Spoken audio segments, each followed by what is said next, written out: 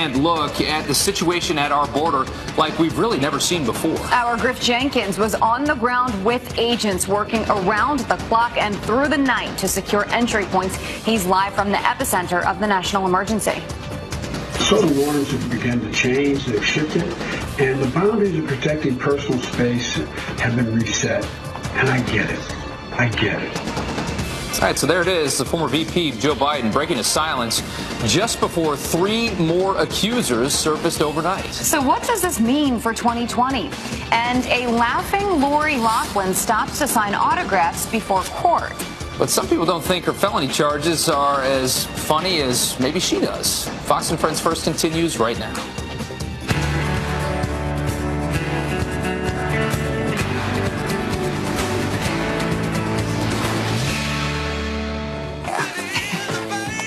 Okay. I think that's a no-brainer. Okay. Fair enough. Good morning. Yeah, I have nothing else to say. You're watching Fox and Friends First on this Thursday morning. I'm Jillian Mealy. I'm Rob Schmidt. Thanks for getting up early with us. And we start with a Fox News alert, an exclusive up-close look at the crisis at the border in the Rio Grande Valley. It comes as the Trump administration battles illegal immigration and congressional pushback.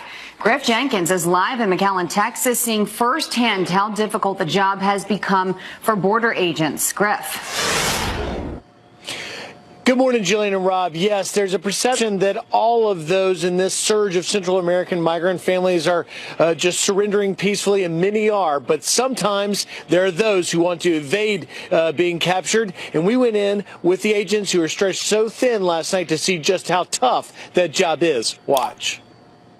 It's unbelievably difficult terrain. I'm cut, my gloves torn. These men rushing through here, and we found a group. This is the first one we found, just nothing but thorns, bushes, bugs, snakes, spiders. This is the spotlight. You can see this being put. There they are. They've got 2 more. Both of them actually tried to run. This one right here was hiding underneath this brush to my left, and this one right here got up from the brush and took off running southbound, but I was able to get him before he got away. This is the brush underneath here, right where I am, where the last illegal crosser was laid down, and Herman had to clear. They got 8 of them, and they expect another large number. Now, we had over 180 migrants total surrendering or being apprehended by our group, but it was 12 straight days until last night of 1,000+ apprehensions. We'll find out later today how many they got yesterday. Meanwhile, the processing center continues to be overwhelmed. We visited yesterday in an off-camera briefing. They have space for 3,300. They have more than 6,000 now. They're trying to figure out where to put them. They're releasing them to the public. This is fears over the border here in Texas will be closed continue to grow amongst produce folks, auto industry folks, and Senator Ted Cruz, a Republican, coming perhaps their defense, issuing this statement saying the answer is not to punish those who are legally crossing the border. The answer is not to punish Texas farmers and ranchers and manufacturers and small businesses. Closing illegal points of entry would harm American commerce and legal transit between Mexico and the United States. Mexico is the largest trading partner to Texas to the tune of $187 billion. A lot riding on that. This as DHS Secretary Kirstjen Nielsen visits Yuma, Arizona today to meet with border officials there. Jillian, Rob? Great job down there, Griff. Really giving us a look that you're not going to get many other places. Thank you. Stay safe. Thank you. All right, this is interesting as well. San Diego County in California is suing the Trump administration over the costs of asylum seekers. Officials claim an unlawful change in policy allowing the release of asylum seekers while denying assistance is harming the county. This is getting expensive, even in California. The heads of the Homeland Security, ICE, and Border Patrol are all named in this lawsuit. 4 adults living at a filthy compound where a dead toddler was found will not face the death penalty. 2 men and 2 women are charged with kidnapping the boy in Georgia and bringing him to New Mexico, where they refused to treat his seizures. The boy's father and the 4 other suspects are also facing terrorism charges. They're accused of plotting attacks on police officers and government workers. They go on trial next year. The alleged shooter in the Christchurch, New Zealand terror attack will be charged with 50 counts of murder. He's accused of gunning down dozens of people at 2 different mosques in New Zealand last month. It was the worst mass shooting in that country's history. The self-proclaimed white supremacist will also face 39 counts of attempted murder when he appears in court tomorrow. The judge refusing to allow any video or pictures to be taken of the hearing as to not sway potential jurors' opinions before this trial begins. The U.S. State Department confirms a New York woman is being held hostage in Uganda. Kidnappers are demanding $500,000 after ambushing a safari van and taking Kimberly Sue and her guide at gunpoint. Police sealed the border to the park and are working to find them. The State Department released a travel warning about Uganda last year, urging Americans to use extreme caution due to violent crime in the African nation. And breaking overnight, 3 new women accuse Joe Biden of some kind of inappropriate behavior. This comes just hours after the former vice president released a video confronting the allegation. Aisha Husni joins us with the very latest as Democrats remain divided on this. Aisha? Yeah, Rob, Jillian, we're now at 7 women. And for some, they are all painting a cringe-worthy picture of the former vice president, who is expected to make a 2020 run for the White House here. The latest 3 women are Vail Conert, Yount, Sophie Karasik, and Allie Cole. They told the Washington Post about their uncomfortable run-ins with the former VP. Now, Karasik said Biden pressed his forehead against hers, making her feel very uncomfortable. Conert Yount said that he did the same thing to her and also called her a pretty girl. And Cole said he squeezed her shoulders, complimented her smile, and then held her just a little too long. Now, this comes as the vice president just released a video in which he doesn't apologize, but vows to be more mindful. And some of these women say this is not enough. Listen for yourself. I always believe governing, quite frankly, life for that matter, is about connecting with people. That won't change, but I will be more mindful and respectful of people's personal space. I would like to think that perhaps this is a time of realization and self-awareness for Mr. Biden. Time will tell, but I think that no one should define another person's boundaries, period. Okay, so Democrats remain divided over Biden's actions. 2020 hopeful Kamala Harris says she believes the victims and commends them for coming forward. But DNC Chairman Tom Perez says the former VP simply needs to understand his warmth may be misinterpreted by some people. Rob. Okay, Aisha, thanks so much. Congressman Tim Ryan is expected to announce today that he's running for president. Sources tell Fox News that the Ohio Democrat will reveal his plans on The View before an official launch this weekend. Ryan is seen as a political moderate as a Democrat with appeal to blue-collar voters in those Rust Belt states. In 2016, he challenged Nancy Pelosi for House Minority Leader. He didn't get that. He would join more than a dozen other Democratic contenders. More on this later in the show. Well, he hasn't made a decision on 2020 yet, but tonight Howard Schultz will be featured in an exclusive Fox News town hall. The former Starbucks CEO will share his vision of America. You can watch the event live from Kansas City at 6:30 p.m. Eastern Time. 2020 hopeful Bernie Sanders will also speak at a Fox News town hall on April 15th in Pennsylvania. Brett Baer and Martha McCallum will moderate both events. Can't wait to see both of these. Yeah. All right. Jeopardy, this is sad, reportedly looking for a new host as Alex Trebek fights a serious bout with cancer. Here he is, the host of Jeopardy, Alex Trebek. Ambition was to come to Jeopardy. I don't know how you replace this man. Last month, Trebek revealing that he's battling stage 4 pancreatic cancer. The show was reportedly talking about a replacement before that, as Trebek is 78 years old. He's hosted Jeopardy for more than 35 years. I can't imagine it without him. He is Jeopardy. Yeah. I know. We certainly wish him well. Yeah. 10 minutes after the hour, it's been the president's rallying cry from the very beginning. We are building a wall on the southern border, which is absolutely necessary. And we will build the wall. That I can tell you. He's sticking to his guns. What's it going to take to get this thing built, though? Our next guest could fulfill the president's promise, and he explains why after the break. Out of the spotlight and in treatment, why Britney Spears just checked into a mental health facility.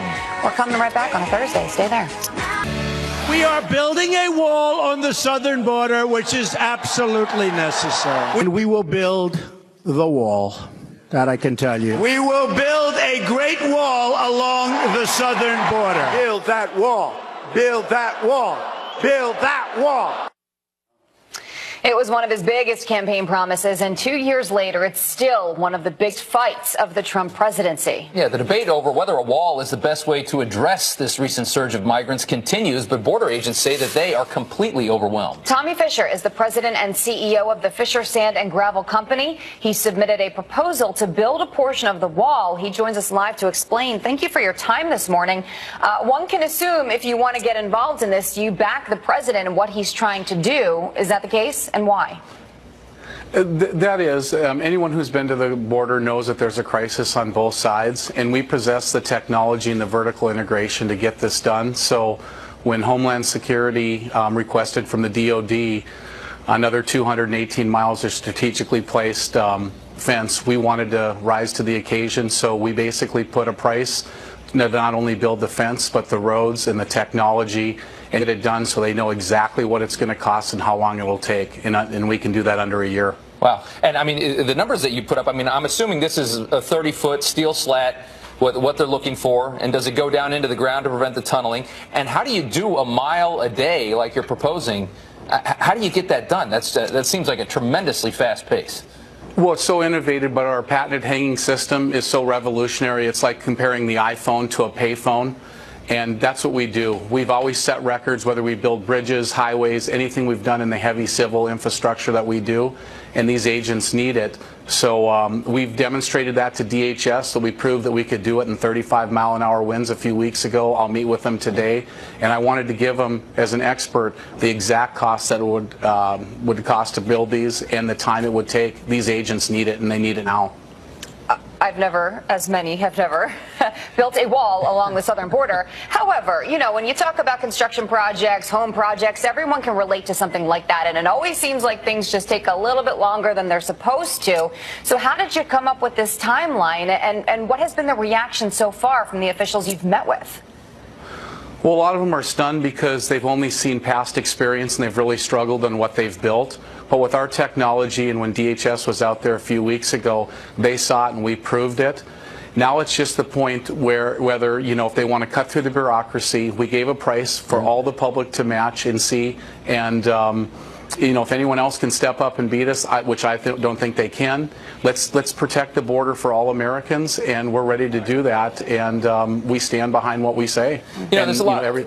There's a lot of arguments that people that say that the wall won't work for a lot of reasons. A lot of those reasons don't make any sense. But one of them that does is the fact that a lot of the wall would have to be built in places where it would be interior of the United States border, which means that the migrants would be on U.S. soil before they got to the wall. They could still claim asylum.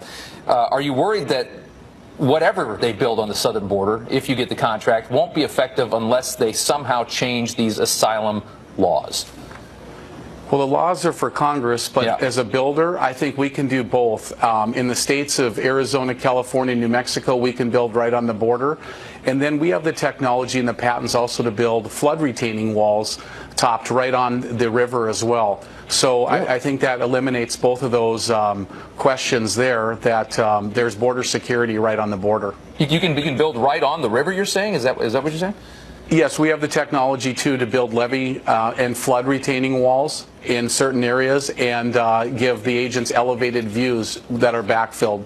So it's done all the time, any place, so up and down coasts, in any type of the flood areas. You had already mentioned that you met with some officials and you are having further meetings with DHS today, I believe. What do you anticipate coming from this today? Well, I hope they can see that because they've requested 218 miles. We've given them an exact time frame, an exact price, completely backed by a bond and warranty. And the other big thing is we offer technology. So we have technology that can sense tunnels, facial recognition, all that to give these agents a fighting chance. And hopefully when they see that, we're well under the budget of what they anticipated. And you know, hopefully the president will see this as well. And he's a guy who says he can cut through bureaucracy, and this is an emergency, and that's what needs to be done. So, you know, there's a lot of congressmen and senators that will be there in another demonstration on April 16th to show once and for all we mean business. They'll see the technology live.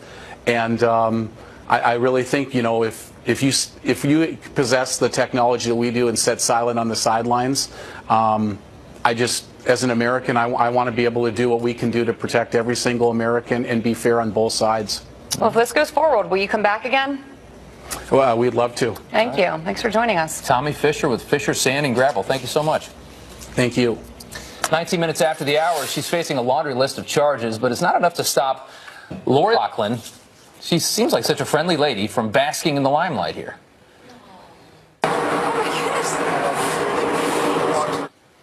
So what do fans think? Carly Shimkus here with the reaction. You don't want to miss it. Stay right there. First movie I ever saw, and it's absolutely my favorite movie of all time. Oh, yeah.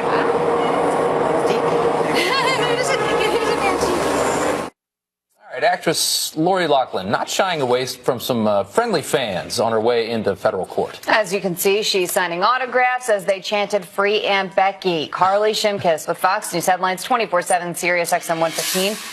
Here with the reaction. I'm sure there's a ton. Yeah, what a strange story here. Yeah. All right, so she is putting on a happy face, and she did that ahead of her court appearance yesterday. She signed autographs at the airport. She smiled at fans on her way into the courthouse. But is her behavior appropriate? Reaction to that question has been mixed. One Twitter user saying, "Wow, self-awareness much? I used to be such a fan. Now seeing her smile without a care in the world makes me sick." Another Twitter user posting this Judge Judy meme that you see right there. Other people feeling more sympathetic for her on social media. Her initial court appearance only lasted about 5 minutes. She did not enter a plea. Okay. Sometimes you put on a smile. Yeah, I think she's just trying to show confidence there. Like, you know, obviously this is affecting her life in a major way, and she clearly cares. She's going through a crisis. She seems like such a friendly lady outside of this whole controversy. Let's talk about the Clintons and Ben Stiller getting political, huh? Yeah, all right. So Bill and Hillary Clinton are going on tour once again, but this time they are enlisting a little star power. Some celebrities are going to be joining them during certain cities along their tour route, including Ben Stiller, who said on Twitter, "I'm actually planning to do a deep dive on economic policy, healthcare, and obscure vice presidents, so please study up," at Hillary Clinton. Here are a list of other celebrities that will be joining them on tour. Some social media reaction to this. Let's get to some tweets. I have a feeling they're all going to be critical of Hillary and Bill Clinton. One Twitter user says, "Still under the illusion that Hollywood swings votes." And let's get to one more here. Teresa says, "Only way Dems draw a crowd is to have celebrities." I have a feeling those two Twitter users did not vote for Hillary Clinton in the 2016 presidential election. Nnamdi Asomugha, by the way, I think it's an NBA player. He was an NFL player. He played for the Eagles. That's an interesting one. He's joining them for the tour in Philly. Yeah. Many people, when that came out, were like, huh? There you go. So, Okay, so let's talk about Instagram and Prince Harry and Meghan Markle. That's right. So Prince Harry and Meghan Markle, they now have their very own joint Instagram account, and it has already broken a world record. It took them the shortest amount of time to reach 1 million followers. Guinness World Records posted this message about it, saying, "Congratulations to the Duke and Duchess of Sussex, Prince Harry and Meghan Markle, whose new Instagram account, Sussex Royal, reached 1 million followers in less than 6 hours. So a couple social media posts on this front. Corby says, "Does that mean I have to get an Instagram account?" Yes, if you want to follow them, you do. And then here's a meme of Prince Harry dropping the mic. There you go. They're up to 3.3 million as of now. I'll follow them. I just did. Side note. You got to get the Queen account. Update. Nnamdi Asomugha, former NFL player, is married to Kerry Washington, which is that Hollywood connection. Oh, okay. Breaking it all down, Jillian. I appreciate that. I'm here all day. You are here all day.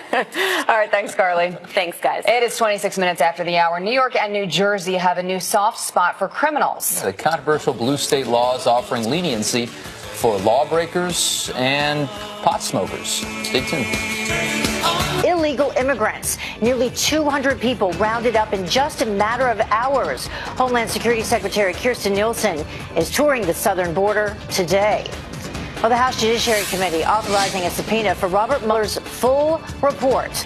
Democrats want all the material evidence from the special counsel's investigation into the alleged Russian meddling in the 2016 election.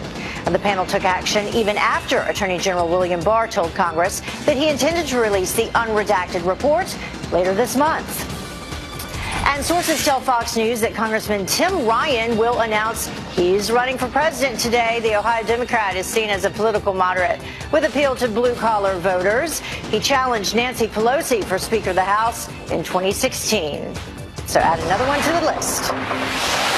Well, breaking overnight, 3 new women now accuse Joe Biden of inappropriate behavior. This comes just hours after the former vice president released a video confronting the allegations. Aisha Husni joins us live with the latest as Democrats remain divided. Good morning. Good morning. Yeah, we are now at 7 women, and for some, they are all painting a cringeworthy picture of the former vice president who is expected to make a 2020 run for the White House. The latest 3 women are Vail Conert-Yount, Sophie Karasik, and Ali Cole. They told the Washington Post about some uncomfortable run-ins with the former VP. So Karasik said Biden pressed his forehead against hers, making her feel pretty uncomfortable. And Conert-Yount also said the same thing, and she added that Biden also called her a pretty girl. And Cole said that he squeezed her shoulders, complimented her smile, and held her a little too long. This comes as the vice president just released a video in which he doesn't really apologize, but vows to be more mindful. Now, some of these women say it's not enough. Listen for yourself. Now it's all about taking selfies together. Social norms have begun to change, they've shifted, and the boundaries of protecting personal space have been reset. And I get it. I would like to think that perhaps this is a time of realization and self-awareness for Mr. Biden. Time will tell. But I think that no one should define another person's boundaries, period. Okay, so Democrats remain divided over Biden's actions. 2020 hopeful Kamala Harris saying she believes the victims and actually commends them for coming forward. But DNC Chairman Tom Perez says the former VP simply needs to understand his warmth may be misinterpreted by some people. Heather? Yeah, interesting also how the Obamas have been very silent on this, haven't said a word about it yet. All right, thank you so much. Well, Democratic leaders like Nancy Pelosi, another one, they're also struggling to respond to the latest allegations against Joe Biden, especially in light of their Brett Kavanaugh crusade. We all remember that. Well, commentator and author Heather McDonald says they're tiptoeing around the feminists who set the new standard for what's offensive. We're all supposed to be for diversity, right? How about accepting the diversity of an older generation that has a different style of engagement, that has not been terrorized into frigid self-criticism by the feminist harpies that cannot understand that there are different human beings, there are different ways of relating to people. This is going to end normal human intercourse as we know it if they're allowed to get away with this. These females have all said there was nothing sexual about it. Okay, the conversation should end there. But the new standard now that feminists are setting is they determine by their subjective experience the character of experiences. There's no reasonable person standard. We're certainly not going to accept the male's view that, as Biden said, I had no intention to offend anybody. I was not intending anything sexual. None of that matters now. If a feminist feels offended, then the interaction is objectively offensive. And that is a recipe for chaos and alienation. Well, prior to the allegations, Biden was widely rumored to join the crowded 2020 field as the front runner. Well, Virginia's lieutenant governor is trying to prove his innocence amid sexual assault allegations. Democrat Justin Fairfax calling on prosecutors in Massachusetts and North Carolina to investigate after 2 women accused him of sexual assault. Fairfax denies the allegations and is releasing polygraph tests that he passed to the media. And Senate Republicans are going nuclear. Lawmakers voting to cut debate time for Trump nominees from 30 hours to 2 hours. And the change does not apply to cabinet positions or federal judges. All Senate Democrats opposed the move, and they were joined by Republicans Susan Collins and Mike Lee. Majority Leader Mitch McConnell says that this is necessary to prevent Democrat obstruction. Alexandria Ocasio-Cortez calls a new FEC complaint bogus. The Congresswoman and her then campaign manager are accused of creating political action committees to raise more cash than they could bring in legally. The complaint also claims that that manager, who is now her chief of staff, offered cheaper consulting services to her and other Democrats. The first complaint, filed last month, accused the campaign of redirecting $885,000 in donations. Well, how about something fun? The Queen of Country is about to be the queen of the racetrack. Sponsoring her own race car. Driver Tyler Reddick will speed off in the pink Chevy Camaro to race this weekend in, of course, Dolly's home state of Tennessee. That's awesome. Love to see that. Well, the time now is about 20 minutes until the top of the hour, and President Trump putting the crisis at the border ahead of the economy. But let me just give you a little secret. Security is more important to me than trade. So what kind of message does that send to voters with 2020 on the horizon? Our voter panel is here to weigh in. To me, trading is very important. The borders are very important. But security is what is most important. All you hear me talking about is trade. But let me just give you a little secret. Security is more important to me than trade. So we're going to have a strong border, or we're going to have a closed border. Well, the president vowing to put the safety of Americans first, even if the economy takes a hit. But is that what America's voters want? Well, we invited a panel to weigh in. So joining us now is Leangela Pimentel-Dorillo and Aaron Comey and Breen McNally. Thank you all for joining us this morning. We appreciate it. Thank you. Thank you. Good morning. So hearing directly from the voters and what they want. Leangela, I'll start with you. So what do you think? Is that something that you're in favor of? Yes, absolutely. I do believe that one of the first priorities of the president is to defend our country. Mm-hmm. And so, Aaron, what about you? Well, I'm surprised that this is President Trump's take, considering how much the economy and business has meant to him. So, yeah, this really wasn't what I expected for him to, the position I expected him to take once he realized the effect this could have on the economy. Breen? Yes, I agree with the gentleman that just spoke. I did not, really see this coming, especially how he is so into the economy when so many people are telling him this isn't going to be good for the economy. Mm-hmm. But I guess, we could sometimes see, it's like, it seems as if it's a deflection to take away from the economy and to get people to focus more on the border. Mm-hmm. One of those people who does question, the economics of it when it comes to specifically shutting down the border altogether was Ted Cruz. We have that statement from him about it where he said the answer is not to punish those who are legally crossing the border. The answer is not to punish Texas farmers and ranchers and manufacturers and small businesses. So he says, in his opinion, it would come at a cost in terms of the economy. So he's kind of tying both together, as you were just mentioning, Breen. Leangela, I'll go back to you. So you said that you do agree with the president in terms of protecting the country and border security being more important than the economy. Why? Absolutely. Well, if you just look at what New York State legislation, the budget, they just voted this past week, $27 million just for free college for illegals. We are actually paying the bills. They do, the majority, I do understand that there's a lot of people out there that want to come to America like I did. I'm from Brazil. And you're a legal immigrant. Yes, I am. I'm legal. I went through all the process. It was hard. It's not easy, but was worth it every step of the way.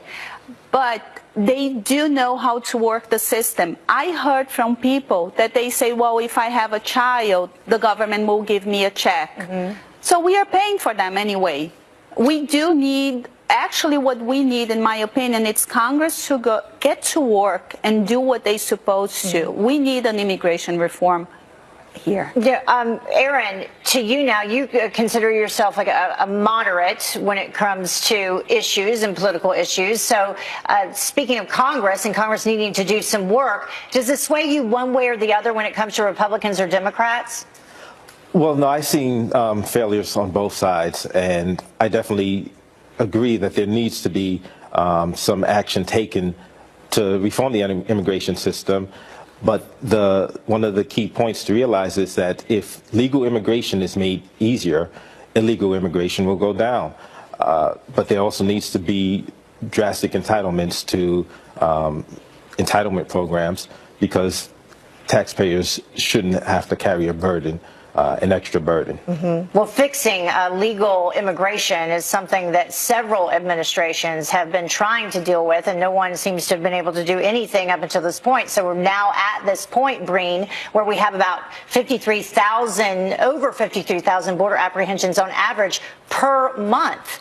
So what do you think we need to do in terms of, we have an election coming up, we have Democratic candidates coming forward with some of their solutions to the problem. We talked about it earlier, at least two of those now saying that we should decriminalize illegal immigration. Yes, I think by decriminalizing it, it would actually work. But when you see a number of 53,000, to me it seems as if the people on the border are doing their job. They are stopping the flow of illegal immigrants that would come to harm us or harm our economy.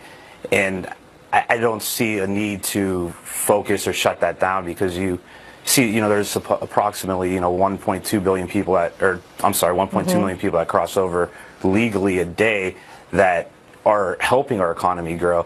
I'm more concerned and I'm more afraid of, I live in Northeast Ohio, in Youngstown, and on my way up to Cleveland this morning, I drive past Lordstown, and I'm seeing, they closed, the trickle-down effect. There's these people. So the economy is number one in your book. Okay. And by seeing the economy collapses, when you see a lot more things tend to go negative. Well, we appreciate all of you coming on so early this morning. That was great to hear from people out there, all across America who will be heading to the polls and making a difference in terms of who you vote for our leaders. Thank you. Thank you. Have a great day. Thank you. Yeah, have a great day. So is this federal court, or is it a red carpet? Fans fawning over actress Lori Loughlin as she faces a judge.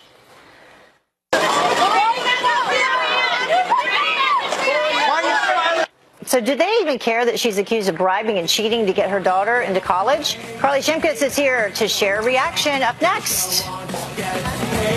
Back, actress Lori Loughlin signing autographs to fans while on her way to court. First movie I ever saw, and it's absolutely my favorite movie of all time. Oh, yeah.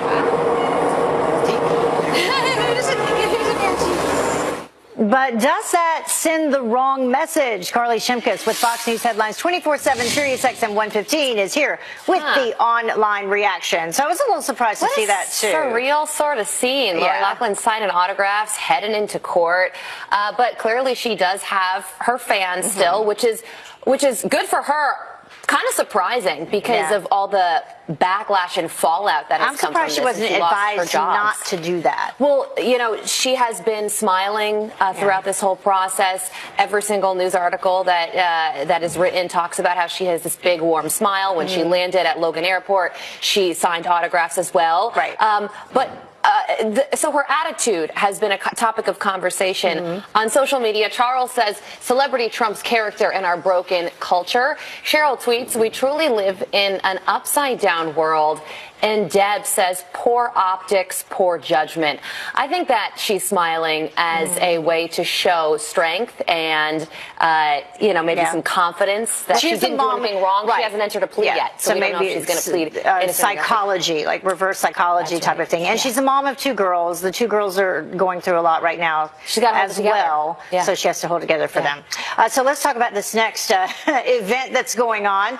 The Clintons are on the speaking tour, and they're now being joined by Ben Stiller. Yeah, so they're going to go on a speaking tour, and at certain stops around the country, a celebrity is going to join them. One of those celebrities, Ben Stiller, and he took to Twitter saying, I'm actually planning to do a deep dive on economic policy, health care, and obscure vice presidents. So please study up Hillary Clinton. I think he's probably joking there.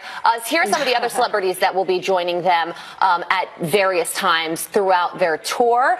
Social media talking about this one. Joshua says they need people that can actually draw somewhat of a crowd. I don't know. I think that for President Bill Clinton can certainly draw a crowd. So can Hillary Clinton. Bigger names than some of those we just showed. And then another Twitter user says, still under the illusion that Hollywood swings votes. Yeah, that's true. Yeah, well, so let's talk about the Prince and Princess. A little Harry and Meghan. Breaking situation, right? So they joined Instagram this week, and they broke a Guinness Book of World Records, reaching 1 million followers in the shortest period of time. Guinness World Records says, congratulations to the Duke and Duchess of Sussex, Prince Harry and Meghan Markle, whose new Instagram account, Sussex Royal, reached 1 million followers in less than 6 hours. They even beat out the Pope. Oh, really? Yeah. So one Twitter user says, Sussex's slaying the Graham game. I love that tweet. And then another person on social media posted this meme in response. Oh, drop the mic, baby. I like it. I like that. Yeah, I just followed them. They're up to 3.3 million in just a couple days. So Meghan was on it separately, and she shut down her Instagram page. Is that what happened? Right, that's right. Okay. So you can't have your own account anymore. Okay. Usually you just have the Kensington Royal Instagram account, but they branched off. Breaking another rule. Yeah. She probably wouldn't want some of her old pictures out there anyway. No, that's the problem at social media. Those pictures live on forever. Yes. All right. Thank you so much, Carly. Thanks. Appreciate it. Well, the time now is about 6 minutes until the top of the hour. And catering to criminals, the state sparking outrage for banning police from releasing mugshots. And country superstar Brad Paisley getting his hands a little dirty for those in need while he's trading in his cowboy hat for a construction helmet.